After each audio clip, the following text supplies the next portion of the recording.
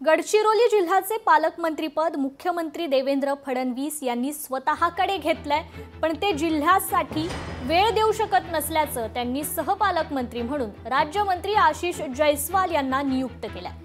यावरून काँग्रेसने टीका देखील केली आहे। गडचिरोली सारख्या छोट्या जिल्ह्याला दोन पालकमंत्र्यांची गरज काय असा सवाल करत सहपालकमंत्र्यांनाच पूर्ण अधिकार देऊन पालकमंत्री करावं अशी मागणी काँग्रेसचे खासदार डॉक्टर नामदेव किरसान यांनी केली आहे।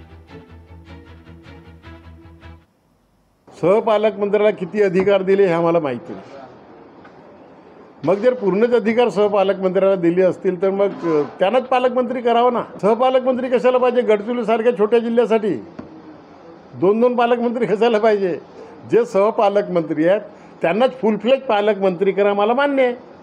परंतु पालकमंत्री पदावर बसायचं, स्वतः जाता येत नाही म्हणून सहपालकमंत्री करायचं आणि पुंजीपती लोकांनी बोलवलं की यायचं, बाकी शेतकऱ्यांनी बोलवलं की यायचं नाही। लोकशाही मराठी ऐका, पहा, जागरूक रहा।